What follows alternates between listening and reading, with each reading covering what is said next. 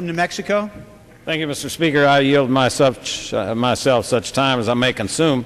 Mr. Speaker, Mr. Chairman, I rise in opposition to this misguided, misdirected legislation. After seeing this bill defeated just 2 weeks ago, I quite honestly am surprised that we're back for one more attempt at it. And it is really heartwarming to find my colleague from West Virginia, the chairman of my committee, who is saying, "Drill America now." The only thing is, I'm wondering why the chairman did not allow us to have amendments that would allow us to drill now. If he would allow us the amendments that would stop the litigation that is stopping us from drilling now, maybe we could work through some of those 68 million acres. If he would allow us to have amendments which would stop the regulatory process that is delaying unnecessarily and to no benefit to the American consumer, maybe we could drill now, but I find the gentleman's comments just hard to believe. I think in the context of the discussion today that I would invite the chairman to sign on a letter to me, and I request unanimous consent to insert that letter into the record for today and to ask the gentleman to join with me. But it's a letter. Objection.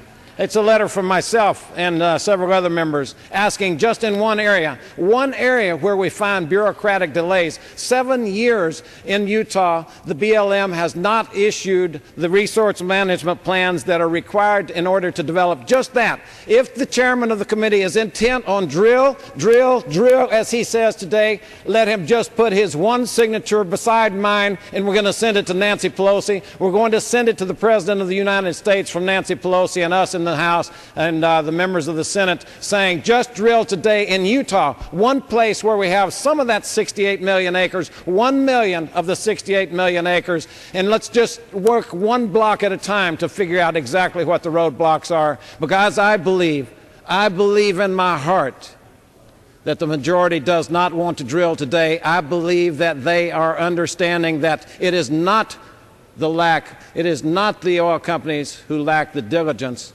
but it is instead roadblocks by people who have hijacked the energy policy of this country. We're in my section of the debate. We're going to talk about the reason that the 68 million acres lie unused. And it's going to go from regulatory process to litigation. It's going to go into the problems of seismic that is being blocked up along the northern end of this country. We're going to talk about one step at a time the delays. But let's talk just a bit about the bill that's before us today. It is several chapters. And the first one directs the sale of the National Petroleum Reserve Alaska, the NPRA. Now, that's curious that the Democrats on the floor of the House today do not want to open up ANWR, 2,000 acres. They have been concerned about the environmental degradation of the 2,000 acres of ANWR, and yet today they're saying they're going to open up 23 million acres to environmental degradation. There's not one bit of infrastructure. There are no roads. There are no drilling pads. There are no pipelines. They're hundreds of miles away from where they need to be for the market.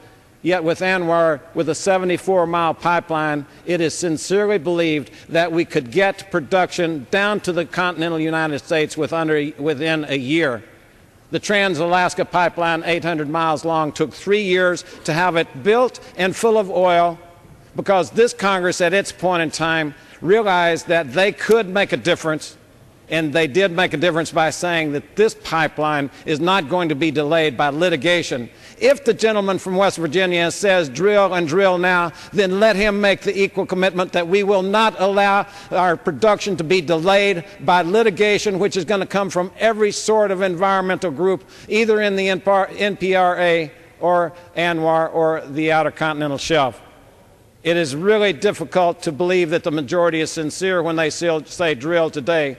And on the other side of the spectrum, we see all sorts of delaying mechanisms from people who contribute money to them. I was interested in the last debate to find that the oil companies contribute money to Republicans, and therefore there is some scheme.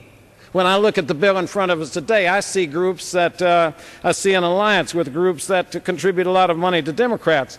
I see over $670 million in the last several years from trial lawyers. There's new language in this bill which is going to be litigated probably for decades. I see a section in this bill, Section 5, that requires project labor agreements, and I see that the unions have given to the Democrats over $1 billion, and then I find the continuing language which says that there are going to be protections in place that would satisfy environmental groups, and again, environmental groups have invested over $1 billion in Democrat candidates. So when I hear from the other side their observations about the special interest, I think that we should look at this bill. Section 2 requires, again, the direction that any leases be environmentally responsible. That is new language. Section 3 and 4 deal with pipeline requirements that currently companies tell me that they have to comply with this already, so it appears to be a duplication.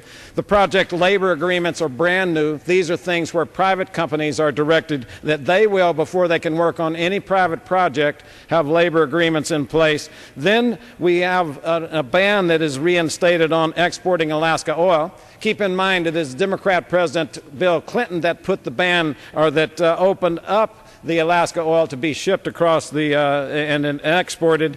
So again, we find now the flip-flop in that position on their part. The ban was originally in place till President Clinton decided that he would relieve that ban, and now then we find it being put back in place. The issuance of new leases, use it or lose it, frankly, is already in place in law. There is language that currently states if you do not use a lease, you lose it. So either this bill is simply to try to convince the American people that we're doing something when we're actually not, or it's even worse than that. I believe that we have no purposes for this bill.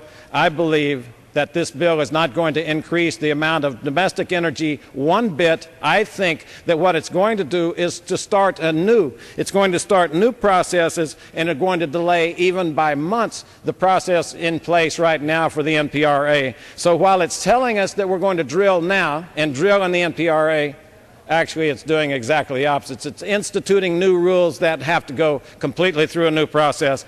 Mr. Chairman, I'll reserve the balance of my time, but look forward to the debate. Gentleman reserves.